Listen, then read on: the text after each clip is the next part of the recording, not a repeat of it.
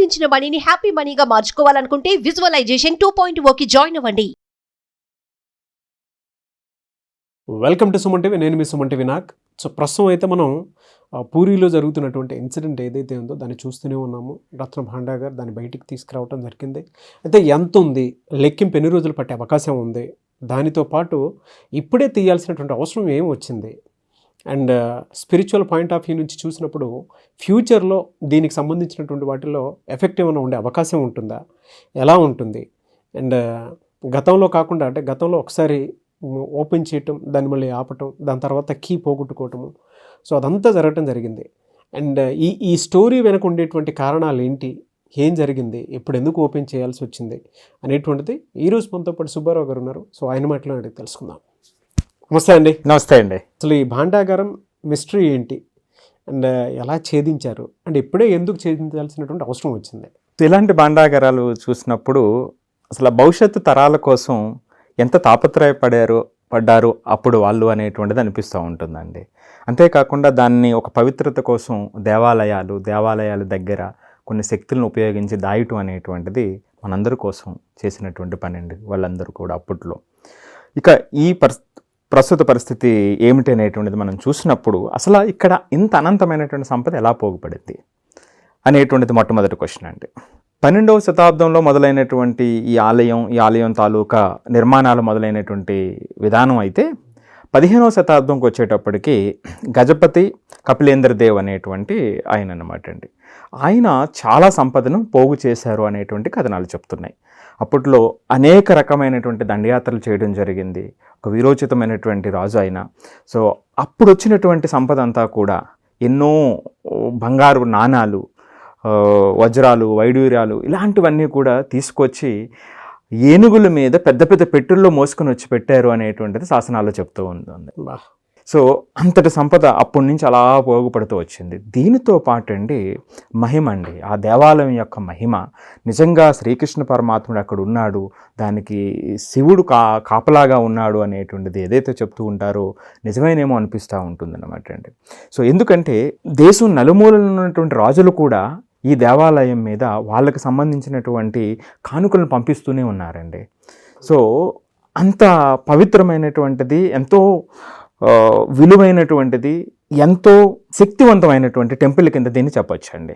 So తరాలు వందల సంవత్సరాలు గడుస్తున్నా సరే అక్కడ ప్రజలు అంతే మమేకమైనటువంటి టెంపుల్ అండి. ఇది ఒక అద్భుతం అని నేను పర్సనల్గా ఫీల్ అవుతూ ఉంటుంటానండి ఈ ప్రత్యేకించి. సో ఇక ఇలా పోగుపడినటువంటి సంపద ఎంత ఉంది, ఇప్పుడే ఎందుకు ఓపెన్ చేశారనే విషయాలకు వచ్చేటప్పటికి ఇక్కడ 3 భాగాలు ఉన్నాయండి. మొదటిది బాహర్ భాండార్ అంటే బయట ఉన్నటువంటి గది, రెండవది భీతర్ భాండార్ లోపడున్నటువంటి గది. సో ఈ లోపడున్నటువంటి గదిలో మళ్ళా 2 సొరంగాలు ఉన్నాయి, 2 మార్గాలు ఉన్నాయి అనేటువంటిది చెబుతూ ఉన్నారు. సో బయట ఉన్నటువంటి దాంట్లో రోజువారీ స్వామివారికి చేసేటువంటి కార్యకలాపాలకు ఉపయోగించేటువంటివన్నీ కూడా ఇక్కడ ఉంటాయి. అలాగే ఉత్సవాలకు సంబంధించినటువంటి సంపద అంతా కూడా ఈ రోజువారీ దాంట్లో ఉంటుంది. దీనికి భాండారి అధికారి అనేటువంటి వాళ్ళు నియమితులై ఉంటారు. ఆయన అధీనంలో అంతా కూడా వ్యవస్థ ఉంటుంది. సో ఇవన్నీ కూడా ఆయన అధీనంలో ఉంటాయి. ఇక రెండోది మూడో దానికి వచ్చేటప్పటికి రెండో భీతర్ భాండార్ అంటే లోపడి గది విషయానికి వచ్చేటప్పటికి ఇది ముగ్గురి మీద డిపెండ్ అయి ఉంటుంది. ఒకటి భాండారి అధికారి ఎవరైతే ఉన్నారో ఆయన మీద, అంటే పూజారి అక్కడ ఎవరైతే ఉన్నారో అతను. రెండవది ఎవరైతే రాజుల గురించి మనం చెప్పుకుంటున్నామో ఆ వంశానికి సంబంధించినటువంటి వ్యక్తులు రెండవ. మూడవది ప్రభుత్వానికి సంబంధించినటువంటి వాళ్ళు, అంటే కలెక్టర్. సో ఈ ముగ్గురు మీద ఆధారపడి ఈ ముగ్గురు కలిసి మాత్రమే దీన్ని ఓపెన్ చేయగలరు. ఈ 3 కీలు ఉంటేనే అది ఓపెన్ అవుతుంది అనేటువంటిది లోపడి గది యొక్క రహస్యం అన్నమాట అండి. సో ఈ లోపడి గదిలో అనేక విలువైనటువంటి వజ్రాలు కానివ్వండి లేదా బంగారం కానివ్వండి ఎంతో విస్తృతంగా లోపల ఉంది అనేటువంటిది మనం అందరూ అంటున్నటువంటి మాట. సో దీనికి సంబంధించి మరి ఇదివరకు ఎప్పుడూ కూడా ఏం జరిగింది, ఇంత సంపద ఉంటే బయట వాళ్ళంతా కూడా ఎందుకు పట్టుకెళ్ళలేకపోయారు? బ్రిటిష్ వాళ్ళు కానివ్వండి, అంతకుముందు రాజులు కానివ్వండి, ముస్లిం రాజులు కానివ్వండి, చాలా దండయాత్రలు జరిగినాయి మన దేశం మీద, సంపద అంతా కూడా తీసుకుని వెళ్ళిపోయారు. మరి ఇక్కడ ఎందుకు జరగలేదు అంటే ఇక్కడ ఏదో ఒక మహిమ ఉందనే చెప్పుకోవాలండి. ఇక్కడ ఏదో మహిమ ఉందనే చెప్పుకోవాలి. ఎంతోమంది ప్రయత్నించినా సరే దగ్గర వరకు వెళ్ళి అది ఛేదించలేనటువంటి పరిస్థితిలో ఉన్నారన్నమాట అండి. సో అందుకే ఇప్పుడు కూడా ఇది మనం మాట్లాడుకోగలుగుతున్నాం. ఈ ప్రాసెస్లో ఇవాళ ఒక ఎంపీ గారు కూడా స్పృహ పడిపోవటం జరిగిందండి. అవునటండి, ఇప్పుడే లేటెస్ట్ న్యూస్ వస్తుంది. సో ఆయనకి చికిత్స అందిస్తున్నారు అనేటువంటిది చెప్తూ ఉన్నారు. ఇక సీఎం గారు కూడా రీసెంట్గా ఒక ట్విట్టర్ హ్యాండిల్లో ఒక పోస్ట్ చేయడం జరిగిందండి. సో ఈ సంపదని డిజిటలైజేషన్ చేస్తున్నాం, అంటే డిజిటల్ కాల్కులేషన్ చేస్తున్నాము అనేటువంటిది సీఎం ఆఫీస్ నుంచి కూడా ఒక ట్విట్టర్ హ్యాండిల్లో రావడం జరిగింది అనమాట అండి. ఇక దీనికి సంబంధించి ఎంత సంపద లోపడి ఉంది అనేటువంటి విషయంలో 1978లో చివరిసారిగా గణన జరిగింది అనేటువంటిది మనం వింటూ ఉన్నాం. అప్పుడు గవర్నమెంట్ అఫీషియల్గా రీసెంట్గా చెప్పింది అనమాట అండి. అసలు 1978లో ఎంత జరిగింది, అసలు ఎంత సంపద ఉంది లోపల అనేటువంటి విషయానికి ఒక క్లారిటీ చెప్పారనమాట అండి. వాళ్ళు ఏం చెప్పారంటే, ఈ రత్న భాండార్లో 1978 లెక్కల ప్రకారం గత ప్రభుత్వంలో న్యాయశాఖ మంత్రి ప్రతాప్ జనా గారు వెల్లడించినటువంటి గణాంకాలండి. 12,831 భారీల బంగారం ఉంది అని చెప్పారు. భారీ అంటే ఏంటి?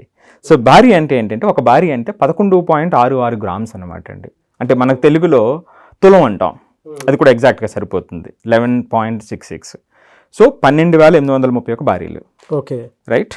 రెండవదండి, 22,153 భారీలు వెండి ఉన్నట్లుగా చెప్పారనమాట అండి 1978లో ఏదైతే జరిగిందో అది. సో ఆ తరువాత జరిగినటువంటి పరిస్థితుల్లో దీని ప్రకారం యాక్చువల్గా 1955లో ఈ దేవాలయం నిర్వహణ కోసం ఒక చట్టాన్ని చేయడం జరిగిందండి. బ్రిటిష్ వాళ్ళ కాలం అయిపోయిన తర్వాత, మన రాజ్యాంగం అమల్లోకి వచ్చిన తర్వాత దాని ప్రకారం ప్రతి 3 సంవత్సరాలకి ఒకసారి గణన చేయండి అని అన్నారు, కానీ అది జరగట్లేదు. జగన్నాథ్ టెంపుల్ యాక్ట్ ప్రకారం, జగన్నాథ్ టెంపుల్ యాక్ట్ ప్రకారం 54 యాక్ట్ ప్రకారం 55 అనుకుంటా, 55. సో ఆ యాక్ట్ ప్రకారం జరిగింది అనమాట అండి, కానీ అది జరగలేదు. సో రీసెంట్గా జరిగింది 1978లో. 1978లో జరిగింది, ఓకే, గణన జరిగింది. ఆ వివరాలు ఇప్పుడు మనం చెప్పాం. సో తరువాత 85లో కూడా జరిగింది, కానీ గణన చేయలేకపోయారు. ఈ 1978లో జరిగినప్పుడు సుమారు 70 రోజులు లెక్కించారటండి ఈ సంపదని. అవును. సో అంటే అప్పుడు ఉన్నటువంటి పరిస్థితుల్లో మ్యాన్ పవర్ లేకపోవచ్చు, లేకపోతే డిజిటల్ ఎక్విప్మెంట్స్ లేకపోవచ్చు విడివిడిగా చేయటానికి, తూకాలు వేసి ఒకదాని తర్వాత ఒకటి చేయాలి. అందుకని 70 రోజులు పట్టిందంటే అది కూడా కన్క్లూడ్ కాలేనటువంటి పరిస్థితి అటండి. సో ఇది జరిగినటువంటిది. ఇక రీసెంట్ డెవలప్మెంట్స్ మనం చూస్తే 2018లో హైకోర్టు తీర్పిచ్చింది. ఏమని తీర్పిచ్చిందంటే, మరలా గణన చెయ్యండి అని. గణన చేయమని తీర్పిచ్చిన తర్వాత ఇక్కడ ఒక ట్విస్ట్ జరిగింది. గవర్నమెంట్ ఏం చెప్పిందంటే, 3 కీలలో 1 కీ కనిపించట్లేదు అని చెప్పింది. సో అదే సందర్భంలోనండి బలంగీరికి చెందిన ఆర్టీఐ యాక్టివిస్టు దీని మీద అప్లై చేశారు. గణన జరగట్లేదు, వాళ్ళు వివరాలు కూడా ఇవ్వట్లేదు అని. అయితే 2022లో హైకోర్టు మళ్ళీ డైరెక్షన్ ఇచ్చింది, మీరు ఎందుకు ఇవ్వలేదు ఇప్పుడు వరకు అని. సో ఏదైతే టెంపుల్ అడ్మినిస్ట్రేషన్ ఉందో, శ్రీ జగన్నాథ్ టెంపుల్ అడ్మినిస్ట్రేషన్ ఏదైతే ఉందో, వాళ్ళకి జరిమానా కదా కూడా విధించిందనమాట అండి. మీకు ఎందుకు ఇన్ఫర్మేషన్ మీరు ఇవ్వట్లేదు అని. సో ఇలా జరిగినటువంటి రకరకాల కార్యకలాపాలు జరిగినాయి. చివరికి వచ్చేటప్పటికి ఏమైందంటే, రీసెంట్గా ఎలక్షన్ రావడం జరిగింది. ఈ రీసెంట్ ఎలక్షన్లో బీజేపీ కూడా మేము దాన్ని తెరిపిస్తామనేటువంటి వాగ్దానం చేసింది. తర్వాత కొత్త గవర్నమెంట్ వచ్చింది. అంతేకాకుండా అంతకు ముందున్నటువంటి కోడ్ ఆర్ట్ ప్రకారం వీళ్ళు ఇప్పుడు దీన్ని ఓపెన్ చేస్తున్నారు. ఒక రిటైర్డ్ న్యాయమూర్తి పర్యవేక్షణలో దీన్ని ఓపెన్ చేస్తున్నారు అన్నమాట. అది ఈరోజు ఓపెన్ అవుతున్నటువంటి విధానం. సో దీనికి మరలా మొత్తంగా గణన చేసి ఎంత ఉంది ఏంటి అనేటువంటివి వివరాలు వెల్లడించేటువంటి అవకాశం ఉందన్నమాట. ఇప్పుడే ఎందుకు అంటున్నాను సార్, అంటే జనరల్గా దానికి ఇప్పుడు అప్పటి వరకు ఎందుకు రాలేదు అని అనేటప్పుడు అండి, ఎవరైతే ఈ జగన్నాథ టెంపుల్ అడ్మినిస్ట్రేషన్ ఉందో వాళ్ళు కూడా దాన్ని అపోజ్ చేశారు. ఈ కీ కనిపించకపోవడం ఇవన్నీ జరుగుతూ ఉంది. ఇప్పుడు ఎందుకు జరిగింది అంటే, ఈ మధ్యలో 1985 ఆ టైంలోనే ఆర్కియాలజీ డిపార్ట్మెంట్ వాళ్ళు ఇందాక వెళ్ళారని చెప్పాను కదండి, వాళ్ళు బయట నుంచి ఆ 3వ గదికి సంబంధించినటువంటిది కిటికీలో నుంచి చూడటం జరిగింది. ఆ పైన ఉన్నటువంటి రూపు అది కూడా పాడవుతుంది, ఇది జీర్ణ వ్యవస్థకు వస్తుంది అనేటువంటిది వాళ్ళు రికమెండ్ చేశారనమాట అండి. సో దీనికి మరమ్మతులు చేయాలి అనేటువంటిది. సో వీళ్ళు కూడా అంగీకరించి ఇప్పుడు ఈ టైంలో ఇప్పుడు రీసెంట్గా వీళ్ళు కూడా అంగీకరించి దీనికి మరమ్మతులు కూడా చాలా అవసరం ఉంది కాబట్టి ఆలయ సాంప్రదాయాలకు భంగం కలగకుండా ఇది గణన చేసి దాని మరమ్మతులు కూడా చెయ్యాలి అనేటువంటి అంశం మీద వాళ్ళు కూడా అంగీకరించి ముందుకు వచ్చారన్నమాట అండి. సో అందుకని అక్కడ లోకల్గా కన్సెన్స్ కూడా వచ్చింది కాబట్టి ఇప్పుడు ముందుకెళ్ళటం జరుగుతుంది. ఇప్పుడు జనరల్గా ఎంత ఉండే అవకాశం ఉండొచ్చు అనుకోవచ్చు? ఇప్పుడు ఇది జనరల్గా ఇందాక చెప్పినటువంటి ఇన్ఫర్మేషన్ ఏదైతే ఉందో అది 1978 మాత్రమే చెప్పామండి. 78 నుంచి ఇప్పటి వరకు కూడా కొన్ని కానుకలు వచ్చి ఉండొచ్చు. ఇది రెండో భాండారానికి సంబంధించినటువంటిది. సో దీనికి తోడు మూడో భాండారంలో ఏముంది, అసలు ఏం జరుగుతుంది అక్కడ ఏంటి అనేటువంటిది, బంధన శక్తి ఉంది, నాగశక్తి ఉంది, దాన్ని ఓపెన్ చేయలేనటువంటి పరిస్థితి, అక్కడ రకరకాల శబ్దాలు వస్తున్నాయి అనేటువంటిది వింటూ ఉన్నాం. అందులో ఏముంది అనేటువంటిది కూడా మనకు తెలియదండి.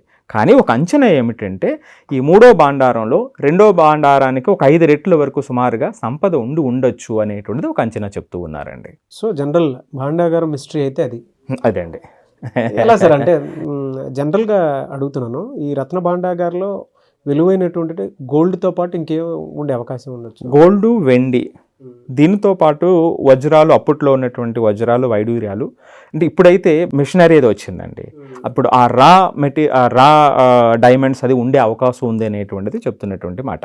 ఫర్దర్గా దీని కాన్సిక్వెన్సెస్ ఏమైనా ఉంటాయండి? ఖచ్చితంగా అండి. ఎప్పుడూ కూడా మనం చెప్తూ ఉంటాము, ప్రతి వ్యక్తి కూడా నమ్మేటువంటిదే బయట చూస్తూ ఉంటాడు. సైన్స్ ఏంటంటే బయట కనిపించేటువంటిది సైన్స్ చూస్తూ ఉంటుంది. సో ఈ రెండింటికి అందనటువంటిది స్పిరిచువల్ నాలెడ్జ్ అనేటువంటిది మనకి తెలిసినటువంటి అంశం. మరి ఈ నాగబంధన శక్తి ఇవన్నీ కూడా ఇక్కడ ఉన్నప్పుడు దాన్ని మనం ఛేదించి ముందుకు వెళ్తున్నాం అనుకునేటప్పుడు ఆ కన్సిక్వెన్సెస్ ఏమిటి అనేటువంటి కూడా తెలియనటువంటి పరిస్థితేనండి. సో ఫర్దర్గా దీనికి సంబంధించింది అయితే నేచర్కి సంబంధించినటువంటి ఏదో జరిగే అవకాశం ఉంటుందని అనుకోవచ్చా? బియాండ్ సైన్స్ బియాండ్ సైన్స్ ఉంటుందండి ఖచ్చితంగా. ఎందుకంటే ఇటువంటి శక్తులు మనకి ఊహకు కూడా అందనటువంటివి. సో కాబట్టి ఇటువంటి ప్రమాదాలు లేకుండా జరగాలనేటువంటిది ఆశిద్దామండి. వెరీ గుడ్ ఇన్ఫర్మేషన్ అండి. Thank you sir. Thank you so much. Thank you అండి.